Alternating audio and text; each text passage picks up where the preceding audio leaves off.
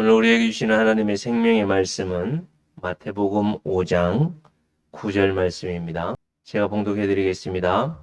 화평하게 하는 자는 복이 있나니 그들이 하나님의 아들이라 일컬음을 받을 것이며. 아멘. 자리에 앉으시겠습니다. 샬롬. 욕한 거 아닙니다. 잘못 들으면 욕일 수 있는데 절대 그렇게 생각하지 마시고 우리 다 같이 옆에 있는 분에게 샬롬. 이게 히브리어가요. 샬롬. 헬라어는 에이레네 건데 어, 유대인들은 인사를 할 때 샬롬 이런 인사를 합니다. 이게 바로 오늘 말씀의 핵심인 평화, 화평이라는 것입니다. 오늘 우리가 찬양을 410장으로 하나님께 영광을 돌렸습니다만 여러분 분명한 것은 여러분과 저에게 하나님께서는 선물을 가득 담아서 늘 주셨고 주시길 원하시고 그 선물을 받아 누리며 살기를 원하시는 분이 우리 하나님이십니다. 하나님은 지금도 이 자리에 여러분들을 불러주신 이유가 뭘까요? 우리를 부르신 이유가 뭘까요? 야, 돈 내놔. 야, 시간 내놔. 이러시려고요? 하나님이 돈이 없으셔서요? 하나님은 영원하신 분인데 뭐 시간이 없으세요? 하나님은 부족함이 없으신 하나님인데 우리에게 뭐가 필요하겠어요? 여러분, 우리 상윤이가 집에 햄스터를 키우고 있는데 그 햄스터를 통해서 얻는 그 기쁨이 있죠, 그죠? 뭔가 마음에 그걸 키움으로 인해서 얻어지는 게 있기 때문에 키웁니다. 그러나 하나님과 우리와의 관계는 그런 관계가 아닙니다. 하나님이 우리를 뭘 이렇게 해서 우리에게 뭔가 얻어서 이 기쁨을 얻고 만족하기 위해서가 아니라 하나님은 하나님의 전부를 우리에게 담아주시기 위해서 우리에게 오시고 우리를 불러주시고 우리를 인도하시는 분이 우리 아버지 하나님이신 줄 믿습니다. 하나님이 세상을 이처럼 사랑하사. 어떻게 사랑하셨어요? 이처럼 사랑하셨대요. 이처럼 어떻게 사랑하셨어요? 독생자를 주셨. 하나님의 전부를 주셨. 하나밖에 없는 많은 사람도 있고 하나밖에 없는 이런 차원이 아니라 하나님의 전부가 독생자라는 뜻입니다. 하나님은 지금도 여러분과 저에게 하나님의 전부를 주셨고 안 와요? 안 와닿아요 이게? 하나님은 하나님의 전부를 나에게 주셨습니다.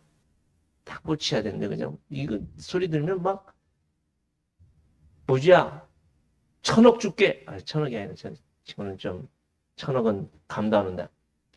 5만 원짜리 신사임당 주면 어떨까? 이야 그거까지 오늘 뭐 먹겠다 그죠? 이런 것과 비교할 수 없을 정도로 이런 거는 여러분 좋을 수 있죠. 저도 좋아합니다. 엄청 좋아합니다. 그런데 지금 이 시간에 그러한 것들을 여러분 생각하기보다 오늘 말씀은 하나님의 전부를 나에게 주셨다. 이게 전제가 되어야만 합니다. 여러분들 왜 불러주셨다고요? 하나님의 전부를 주셨고 이미 주셨어요. 나에게. 그리고 우리가 그 전부 되신 하나님과 지금 이 순간에 더 깊이 교제하고 또 여기서뿐만 아니라 여러분들의 가정에서 여러분들의 삶의 현장에서 그 하나님이 주신 영원한 생명 그 하나님으로 뭐 하도록요?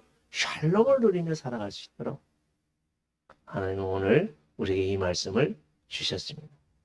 그래서 오늘 제목을 신부는 화평케 하는 직분입니다. 신부라고 하니까 누군가 생각할 수 있겠지만 여러분과 저는 우리 교회는 그리스도의 신부입니다. 하나님의 자녀된 여러분들은 그리스도의 신부요. 우리는 신랑 되신 예수님이 우리를 위해서 살 집을 다 지어놓으시면 다시 속히 오시겠다고 하신 그 약속을 준비하며 그 약속을 지금도 믿고 그것을 기다리며 살아가는 삶이 바로 신부인 여러분과 저입니다. 그러면 그 신부가 어떤 삶을 살아야 된다고요? 화평케 하는 삶을 살아야 된다고 말씀합니다.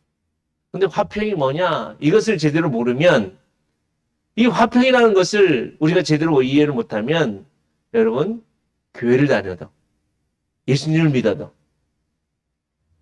하나님의 자녀로서의 삶을 살지 못하는 아주 어둠 속에 살아가는 마귀의 자녀의 모습으로 살아갈 수밖에 없는 게 바로 여러분과 저다라는 것을 오늘 말씀해 주고 있습니다. 여러분 정신 탁 바로 차리시고 우리 우주야 옆에 문 좀 열어줘. 창문. 저 뒤에 저쪽에 에어컨 켜있죠? 야, 조금 더울 수 있는데요. 여러분 정신 바짝 차리고 우리 모주도 잘 들어보세요. 네. 왜냐하면 이 말씀을 우리가 제대로 알지 못하면 우리가 일상 살면서 종교 생활하고 일상 교회 다니면서도 착하게 살아야 되고 일상에서 누구에게 조금 도움을 줄 수 있는 그런 사람으로밖에 살지 못하고 결국에는 나뿐만 아니라 우리의 가정, 이 사회가 하나님의 주시는 그 놀라우신 은혜를 맛볼 수 없기 때문에 여러분 오늘 이 말씀 다시 한번 정확하게 기억하면서 살아갈 수 있길 바랍니다. 이 세상에서 보면 여러분 평화, 예, 노벨 평화상 있잖아요. 그죠? 이 노벨 평화상을 받으면서 가장 이 노벨 평화상에 합당한 사람으로 대표적인 사람을 뽑으라면 누굴까요? 마더 테레사입니다. 예. 그래서 이 마더 테레사에게 이 노벨 평화상을 딱 주면서 그때 당시에 1979년에 이 마더 테레사에게 노벨 평화상을 주면서 뭐라고 했냐면 노벨 평화상이 제정된 이래 가장 적절하게 가장 합당한 사람에게 줄 수 있는 이 상이 수여되는 사람이 바로 이 마더 테레사다. 이렇게 얘기를 합니다. 또 이 산상수훈 지금 우리가 이 마태복음 살펴보고 있는데 이 팔복 산상부 수훈 이 성경을 읽고 우와 그렇지 이 세상은 이렇게 살아야 돼. 이래서 아주 비폭력 무저항 평화의 전도사라고 할 수 있었던 사람이 누구냐면 여러분 누굴까요? 영국에 이 유학 갔다가 이것을 깨달은 마하트마 간디입니다. 수상까지 했던 간디. 마하트마 간디가 이 무저항주의를 하고 비폭력주의를 했던 사람이에요. 여러분 이 산상수훈을 통해서 얻은 교훈으로 무저항 비폭력주의를 강조해서 나중에는 이 세상에 와, 저 사람이 최고의 평화의 전도사구나 이럴 정도로 추앙을 받았던 사람이 간디인데요. 여러분 간디가 아니면 마더 테레사가 이 세상에 끼쳤고 행할 수 있었던 것이 본문에서 이야기하고 있는 그 평화냐? 특히 성경에 단 한 번밖에 나오지 않는 화평케 하는 자, 이 화평을 만들어가는 자, 화평을 창조하는 자, 이런 의미가 있는 오늘 이 말씀인데요. 성경에서 말씀하고 있는 이 화평케 하는 자가 그들의 모습일까라는 것을 생각해 보는 거예요. 그게 아니다. 여러분, 이 말씀이 기록되어지고 있는 그때 당시에는 어떤 상태라고요? 로마가 모든 세상을 차지하고 강대국, 지금 미국처럼 최강의 강대국으로 특히 이 이스라엘 백성들도 딱 식민지화했던. 그래서 이 로마의 최고의 가치는 뭐냐면 팍스 로마나라는 거 들어보셨죠? 그게 뭐예요? 강력한 힘을 가지고 더 이상 어떤 반항이나 어떤 폭력이나 어떤 불법이 일어나지 않도록 무엇을 가져야 된다고요? 강력한 힘을 가져야 됩니다. 그래서 평화를 유지하려고 했던 게 당시의 모습이죠. 그러면 예수님이 말씀하고 있는 이 화평케 하는 자가 그런 강력한 힘을 가져야 되는 자냐라는 것을 말씀하고 있는데 이 말씀을 듣고 있는 지금 사람들은 어떤 사람이라고요? 오히려 그 강력함에 눌려져 있고 육체적으로도 질병이 있고 영적으로도 문제가 있을 수 있는 사람들이었고 세상적으로 볼 때는 아무 힘이 없는 사람인데 예수님은 그 사람들에게 너희들은 화평케 해야 된다라고 한다면 안 맞잖아요. 나는 힘도 없고 돈도 없고 명예도 없고 아무 권력도 없는데. 근데 예수님은 지금 뭐라고 말씀하세요? 복이 있는 자들이여 화평을 만들어가는 너희여. 이렇게. 화평을 만드는 너희들은 복이 있다 이렇게 말씀하고 있습니다. 그럼 그 말씀을 듣고 있는 이 사람들은 청중들은 지금 어떤 생각을 할까요? 당시 로마에서 이야기하고 있는 그런 평화라고 그것이 자기들이 이루어야 되는 평화라고 생각한다면 도저히 우리는 할 수 없어라고 하겠죠. 그러나 여러분, 오늘에서 이 말씀하고 있는 특히 이 화평, 평화라고 하는 것은 이 구약 성경에서 처음에 제가 여러분과 함께 나왔던 샬롬, 이게 얼마나 중요한 성경의 가치요? 또 유대인들뿐만 아니라 하나님이 이 땅 위에 하나님의 거룩한 백성들에게 보혜사 성령님을 보내어 주셔서 하나님이 그것을 이루길 원하시고, 지난번에도 말씀드렸듯이 하나님께 구하고 찾으면 하나님이 너희에게 뭘 주시겠다고요? 좋은 것을 주신다고 했는데 그 좋은 것이 뭐라고요? 성령님을 보내주시고. 그러면 그 성령님이 우리에게 오시면 우리에게 어떠한 일들이 이루어지느냐? 우리가 잘 아시겠지만 집에 가서 꼭 찾아보세요. 요한복음 14장 27절에 보면 보혜사 성령님이 우리에게 주어지시면 그 성령님을 통해서 내가 너희에게 뭘 주겠다? 평화를 주겠다. 이 세상에서 줄 수 없는 참된 평화를 너에게 주기를 원하시는 분이 하나님이시다 이렇게 말씀합니다. 사랑하는 성도 여러분, 다시 말씀드립니다. 오늘 이 말씀에서 우리에게 주시는 이 화평, 평화는 사람들에게 의해서나 아니면 이 세상의 그 어떤 권력이나 힘에 의해서 이루어질 수 없습니다. 그 이유가 뭐냐면 여러분, 화평의 반대가 불화죠. 서로 다툼이죠. 이 세상의 불화와 다툼과 이런 어두움의 모습이 그 근본 원인이 어디에 있습니까? 전쟁이 일어나고 서로 죽이고 서로 다툼이 일어나는 이런 불화는 그 시작이 뭐예요?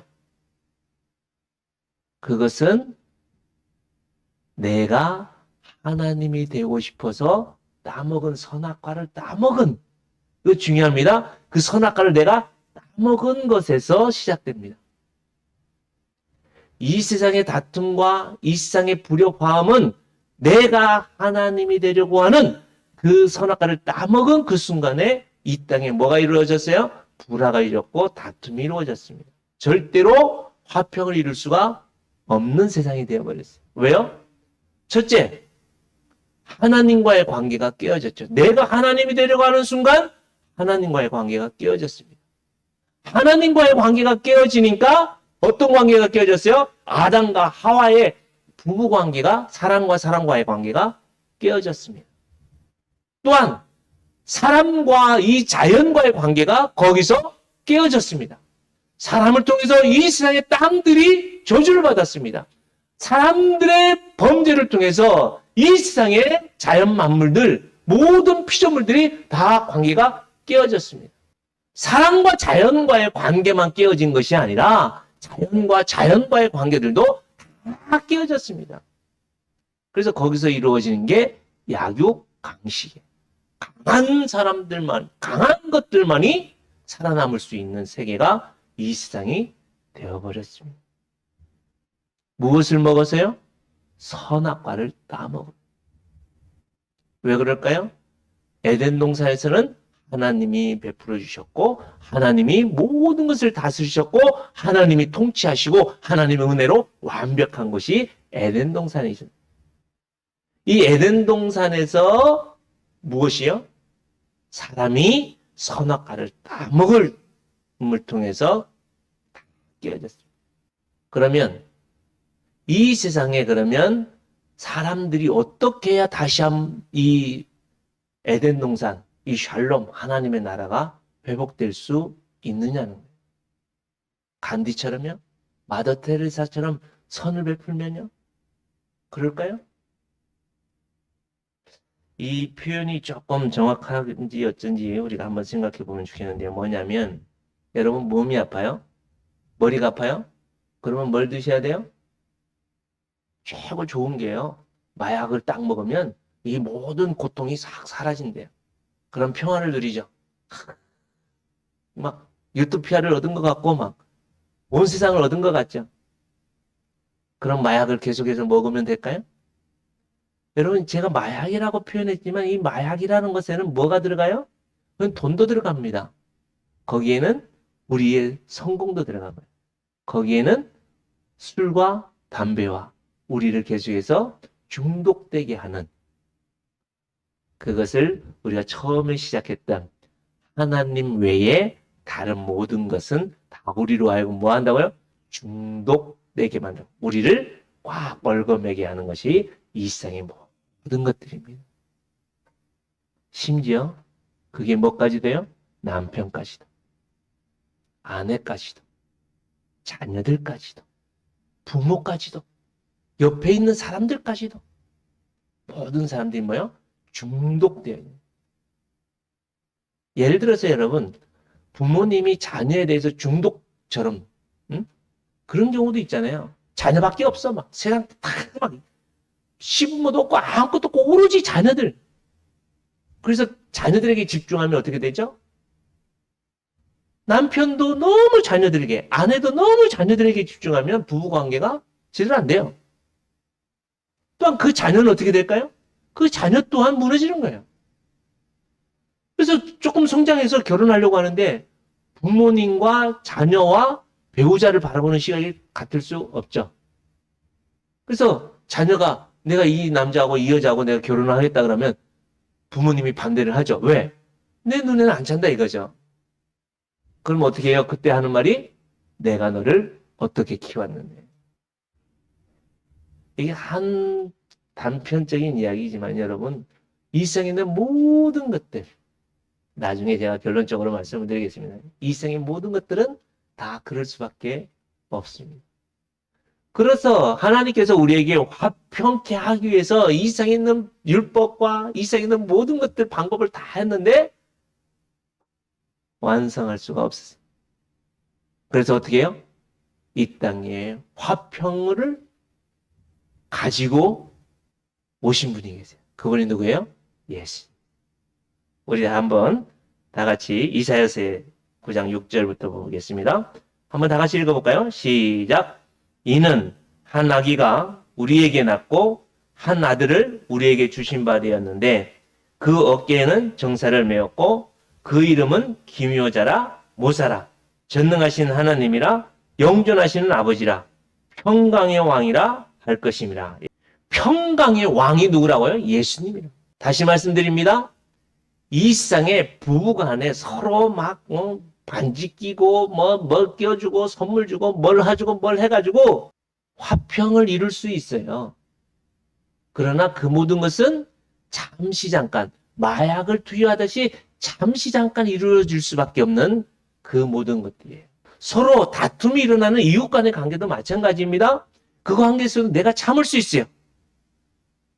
간디처럼 무저항주의, 비폭력주의, 이런 것들로 인해서 참을 수 있어요. 그런다고 해서 그 관계들이 회복될 수 있느냐는 거예요. 완벽한 것은 이루어질 수가 없습니다. 참된 평강과 참된 평화는, 화평은 예수님밖에 없습니다. 왜요? 그 예수님만이 우리의 평강의 왕이시기 때문에, 시작이시기 때문에, 주권자가 되시기 때문에. 왜요? 제가 초두에도 말씀을 드렸듯이 이 세상에 불화가 온, 이 세상에 이런 부부관계나 부모와 자녀관계나 이 세상의 모든 자연 만물 속에 불화가 이루어진 그 근본 원인이 뭐냐면 하나님과 사람 사이, 하나님과 이 자연 만물과의 관계가 깨어졌기 때문에 그 속에 불화가 왔고 죽음이 왔고 저주가 온 거거든요. 그래서 사람의 노력이나 사람의 어떤 열심으로 우리가 화평을 이룰 수가 없습니다. 그래서 하나님께서는 우리에게 화평케 하는 자가 복이 있다고 말씀하는데 그 화평을 만들 수 있는 유일한 자가 누구냐면 그게 심령이 가난한 자. 그 사람들이 애통하는 자들이다. 그 사람들이 온유한 자들이다. 그 사람들이 하나님의 통치와 다스리심을 죽게 살기를 발버둥 치는 사람들이다. 그런 사람들에게 첫 번째 열매 맺는 게 긍휼함이고, 그 사람들에게 계속해서 열매 맺어지는 게 마음에 오직 하나님의 통치와 다스리심에 집중하는 마음이 청결한 사람들이다. 그런 사람들이 이 땅에서의 삶이 뭐라고요? 화평을 만들어가는 삶이다라고 말씀하고 있는 것입니다. 지금까지 우리가 생각해왔던 교회 다니면서 그래 내가 참아줘야 되고 내가 희생해야 되고 내가 뭔가 도덕적이고 윤리적으로 내가 뭔가를 해서 저 사람들에게 도와주어서 이 관계를 화평케 해야 되는구나. 교회도 그렇게 해야 되는구나. 그렇게 생각했다면 여러분 깨트리십시오. 그 모든 생각을 버리십시오.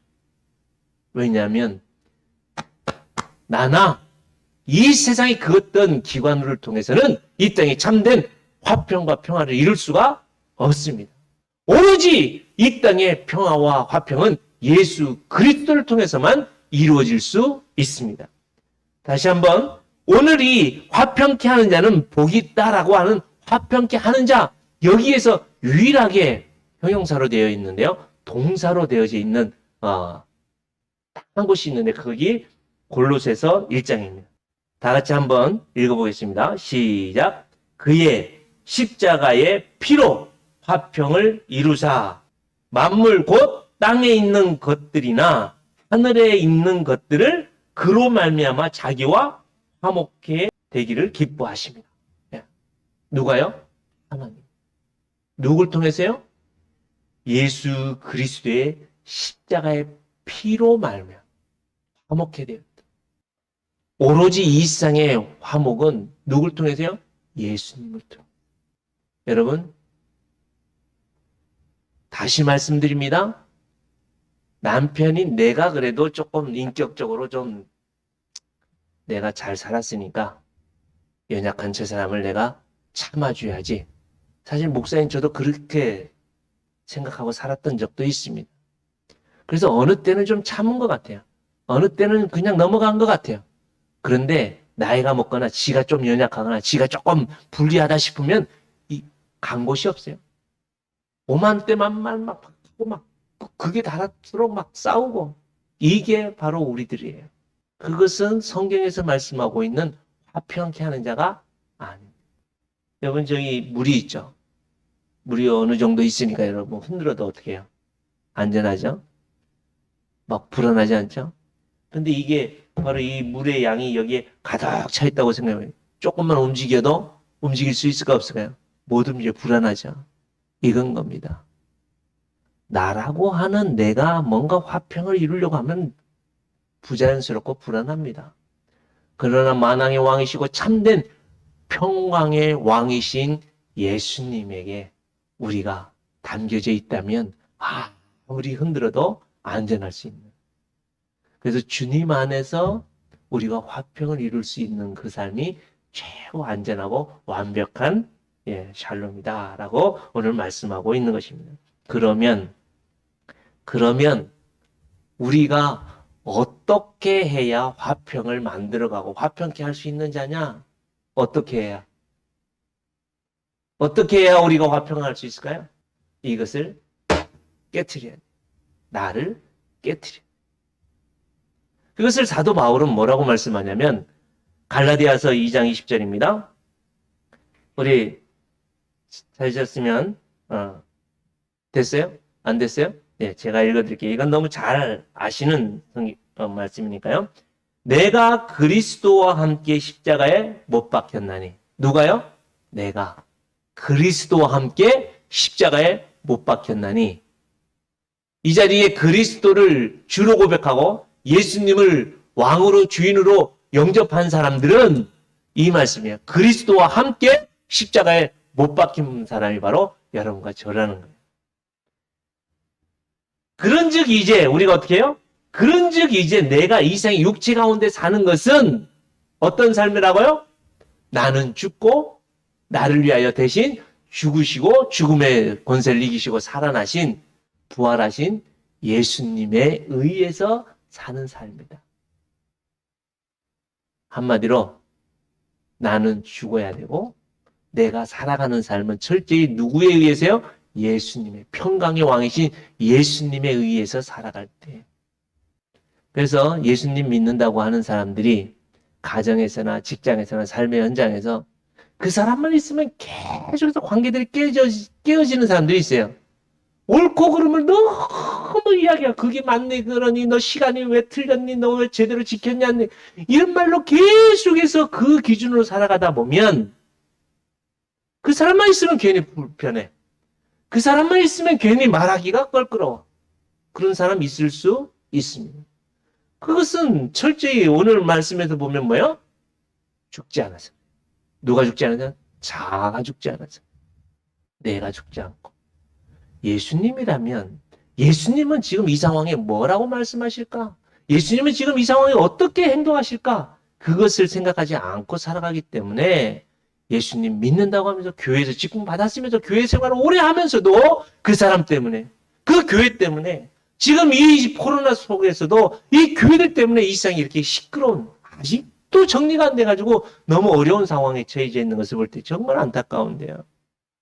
누구 이야기하려고 하지 마시고 우리 자신들을 돌아보면서 나는 이 더위 속에서 나는 이 코로나 속에서 나는 사랑하는 성도 여러분, 이제는 나는 죽고 예수님으로 살아가는 하나님의 거룩한 자녀들에게는 하나님 그리스도의 신부로서 이 땅에서 이 세상에 뭐요? 화평케 하는 직분을 주셨다라고 말씀하고 있습니다.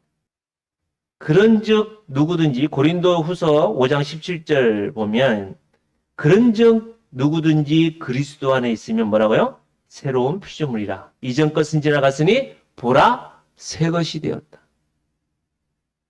여러분과 저는 나는 죽고 이제는 예수님으로 살아가는 새로운 피조물이 되었습니다. 아멘. 나는 죽고 나를 대신하여 죽으시고 죽음의 권세를 이기시고 살아나신 예수님으로 살아가는 삶이 바로 여러분과 저입니다. 그게 새로운 피조물이에요. 야, 보라 새 것이 되었다라고 이미 선언합니다. 모든 것이 하나님께로 났나니 저가 그리스도로 말미암아 우리를 자기와 어떻게 했다고요? 화목하게 하시고. 내가 죽어야 하나님과 내가 뭐 할 수 있어요? 화목하게 된다. 하나님과 내가 화목해 되어야 내가 내 이웃, 내 남편이요, 아내요, 내 자녀요, 내 동료들과 화목해 될 수 있습니다. 그러므로 지금은 우리가 먹지 말아야 되는 것을 다 먹었던 우리가 지금은 분명히 다른 것은 못 먹어도 이거는 꼭 먹어야만 합니다. 그것이 뭐예요? 우리의 참된 양식이요, 우리의 음료 대신 예수님을 먹어야 되는 거예요. 그 예수님이 우리의 유일한 양식이요, 그 예수님을 먹고 살아야 우리가 하나님과 내가 화평을 이룰 수 있습니다. 근데 지금 계속해서 마귀와 이 세상의 삶은 우리로 하여금 그 예수님을 먹지 못하게 하고 세상에 썩어지고 없어질 돈, 명예, 권력, 지 자존심, 지 감정, 지가 하고 싶어 하는 것, 그것을 중심으로 먹고 살다 보니까 교회요, 그리스도의 신부라고 하는 성도들이 힘없이 픽픽 쓰러지고 이 세상에 대해서 근심거리가 되어지는 이유가 거기에 있습니다. 또 우리에게 화목하게 하는 직책을 주셨으니, 직분을 주셨으니. 여러분, 예수님은 이 땅에 무엇으로 오셨다고요? 평강의 왕, 샬롬의 왕, 화평케 하는 그 시작점으로 예수님이 오셨어요. 그 주님이 어디 계세요? 지금 여러분과 제 마음을 청결하게 할 수 있는, 집중할 수 있게 하는, 유일하게 할 수 있는 그 예수님이 지금 우리의 마음의 주인이요 왕이십니다. 그래서 내 영에 임하신 성령 하나님이 우리의 이 마음에 임하신 예수 그리스도 평강의 왕이신 그 예수님을 더욱더 돋보이게 하고 드러나게 하시는 성령 하나님이 역사하심 속에서 살아가는 여러분과 저를 통해서 여러분들의 가정이, 여러분들의 직장이, 우리 번양 땅이 우리 제자들 교회를 통해서 하나님의 그 샬롬, 하나님의 그 화평케 하는 놀라운 은혜로 세워질 수 있도록 그 직분을 여러분과 저에게 주셨다라고 말씀하고 있습니다. 그래서 화평케 하는 자는 복이 있나니 저희가 뭐요?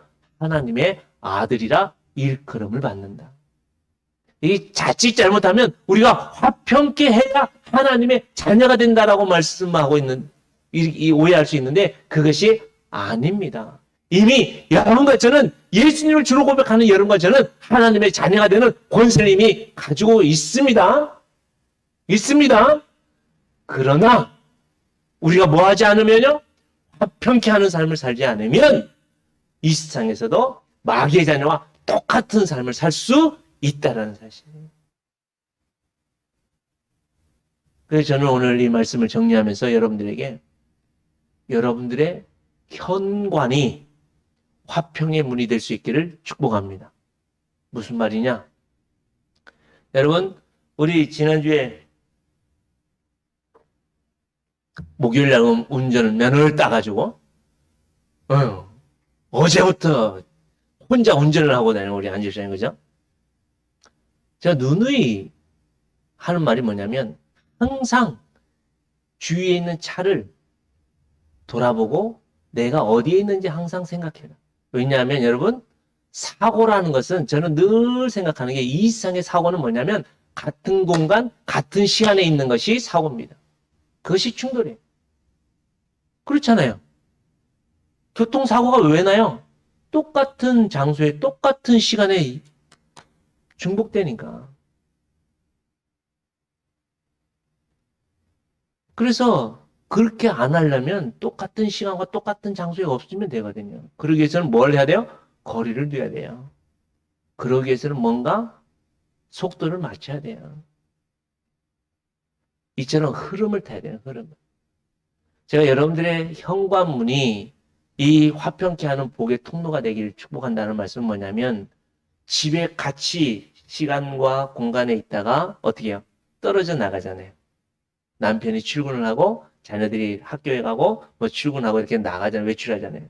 그럴 때 어떻게 해요?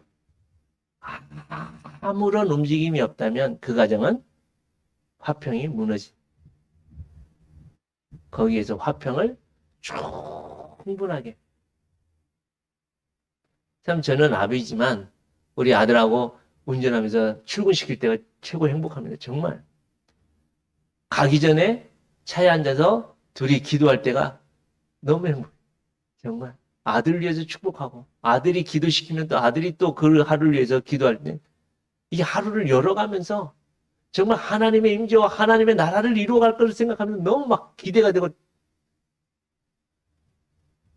이 놀라운 부분들이잖아요. 그런데 현관문이 그렇게 나가는 남편을 위해서 뭐예요? 여보 기도할게요. 오늘도 승리하세요. 이러면 집을 나가는 남편이 어떤 마음으로 나갈까요? 정말 하나님의 놀라우신 은혜를 가지고 하루를 살지 않을까요? 또한 집에 딱 들어갔는데 아무도 없고 그냥 아무도 반응이 안 하면 어떻게 해요? 열심히 일어나고 열심히 수고한 그 삶이 딱 들어왔는데 TV 보고 있고 방에 탁 들어가 있고 또 집에서 멀뚱멀뚱 쳐다보고 있다면 어떤 마음일까요? 학교 갔다 딱 들어왔는데 부모님이 아이고 수고했다 오늘 고생했다 그러면 저는 그렇더라고요. 정말. 그래서 여러분들의 현관이 오늘 하나님의 나라와 하나님의 놀라우신 샬롬이 넘쳐날 수 있는 그 공간이 문이 될 수 있는 여러분들의 현관이 될 수 있길 축복합니다. 교회도 마찬가지예요. 지금은 더워서 좀 그게 하기 어렵다면 이제 날씨가 선선해지면 저 밑에 가서 오는 성도님들을 환영하고 지금 코로나 때문에 이것도 저것도 하기 어렵고 막 그렇지만 여러분 이제는 조금씩이라도 그런 일들을 위해서 순종할 수 있길 바랍니다. 또한 교회 안에서 그렇잖아요. 새가족들이 왔는데 멀뚱멀뚱 쳐다보고 오는지 가는지 모르고 이것은 화평을 만들어가는 하나님의 자녀들의 교회들의 모습이 아닙니다. 뭘 해야 돼요? 속도를 맞춰야 돼요. 서로 화평케 할 수 있는 하나님과 관계가 회복될 수 있다. 또한 하나님의 자녀들의 가정들의 하나님의 통치와 다스리심이 회복되어 줄 수 있는 여러분들의 가정이 될 수 있기를 축복합니다. 우리 지자들 교회가 될 수 있기를 바랍니다. 그래서 여기 계신 여러분들이 예수님을 통해 나는 철저히 죽고 나를 위해서 다시 살아나신 평강의 왕이신 예수님을 통해서 내게 주신 시간, 내게 주신 물질 가지고 자꾸 흘려보내면 분명히 그 누구를 통해서라도 저 사람 정말 하나님의 자녀야. 내가 귀걸이 십자가하고 목걸이 십자가하고 내가 성경책 들고 다니고 저 사람 교회 다니는 사람이야. 이런 소리를 듣는 게 아니라 여러분들이 참된 주인이신 예수님으로 살아서 여러분들 주위에 있는 모든 사람들에게 하나님의 자녀임을 인정받고 선언함을 받을 수 있는 이 땅에 가장 복받은 화평케 하는 그리스도의 신부들 다 될 수 있기를 주님으로 축복합니다. 이 시간 말씀을 기억하면서 함께 기도하면 좋겠습니다.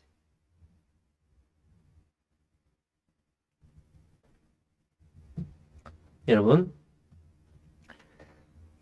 내가 화평케 하는 자가 되기 위해서가 아니라 여러분 이미 우리는 화평케 하는 자가 되었어요. 왜냐하면 샬롬의 왕이신 화평의 왕이신 예수님이 우리의 주인이기 때문에 이 세상의 화평은 여러분들을 통해서 이루어져요.